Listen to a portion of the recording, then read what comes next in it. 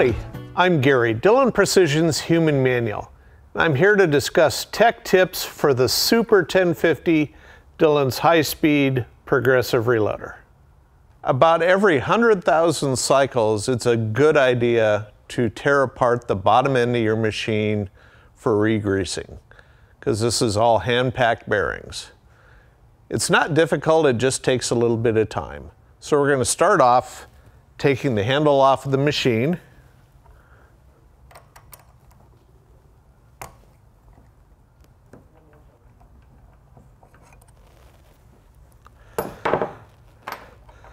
Next, we're going to pull the swage rod off. Remove the front screw.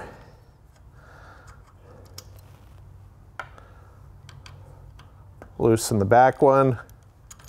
Pivot the cover plate out of the way. Use your hex key wrench to pull the hair clip off. Take that off, set it aside. Pull out the clevis pin. Now lift that up, rotate that.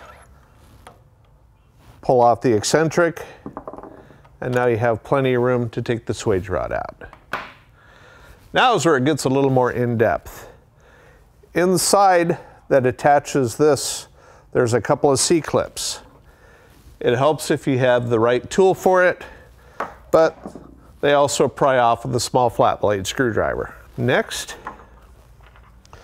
there's a cap over here on the left side that holds the crank handle in place. So let's remove that cap screw.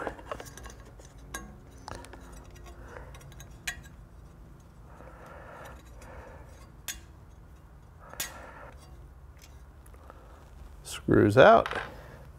Now push up on this a few times, just push that cap loose.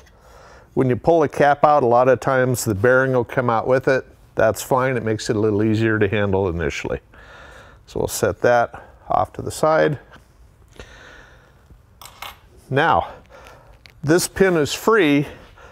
The hole in the left side of the frame is larger than the hole on the right side of the frame. And the idea is that you can use an Allen wrench or a punch. You have to line up the pin with this hole and it'll just push through.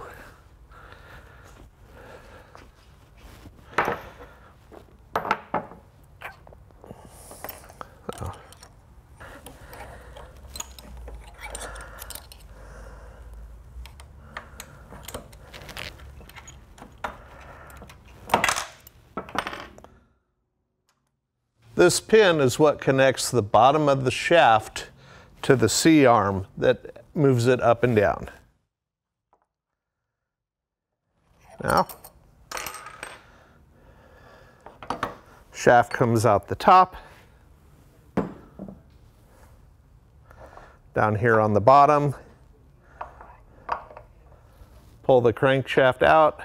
Be sure not to lose the little square in there.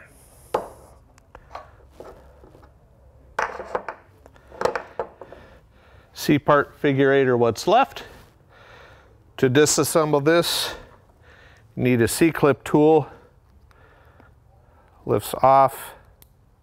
You only need to remove one of these. Push it out. This comes apart. Now, inside of the figure 8, there's a bearing. You're going to pack it with grease by hand. Same way, just manually smear some grease inside all the holes on the figure 8. While you've got this apart, you might as well lubricate the roller. On the crank handle, you've got this bearing. So we're going to pull the little square out, slide this bearing off. It's identical to the bearing that was in the left side of the frame.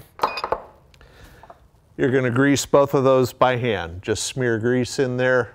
Be very generous with grease. Another place that you'll need to grease by hand is just use a cotton swab and smear grease liberally inside of the eccentric for the swage rod. Now it's all in pieces, but it's well greased, so now we just have to put it back together. So start, put the bearing back over, put the little square back in.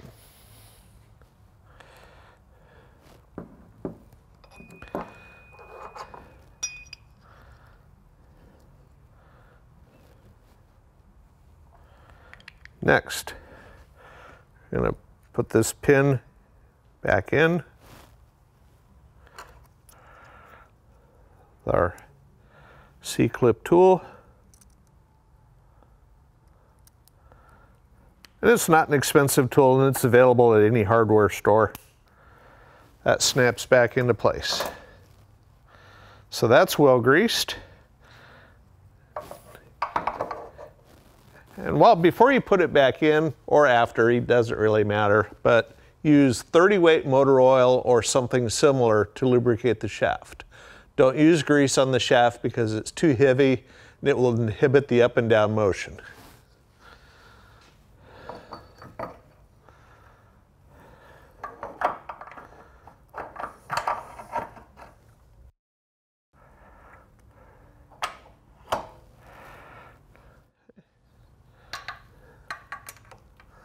Now we've got to lift this up so that the pin lines up.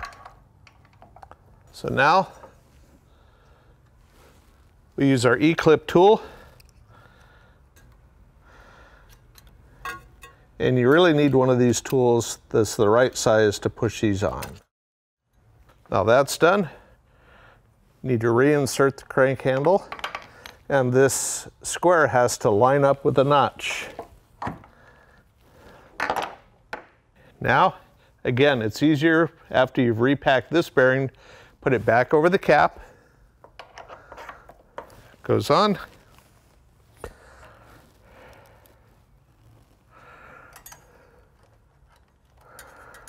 And again, when you put this cap screw back in, you want it tight, because if this screw works out a little bit, you'll break the head off of it, and then you'll have to send the crank handle into Dillon to have us drill and extract that with an easy out.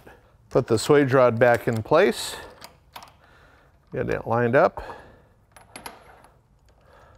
Put the eccentric on. Get everything lined up. Be sure to grease this clevis pin.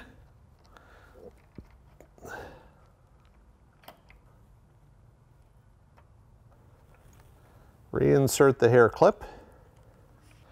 Put the cover plate back in place.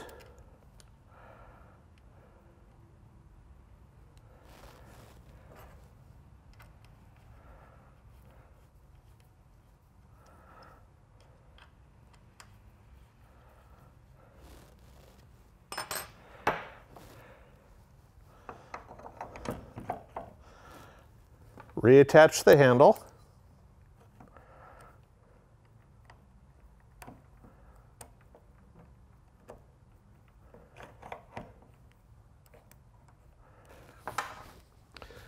And the bottom end is good for another 100,000 cycles.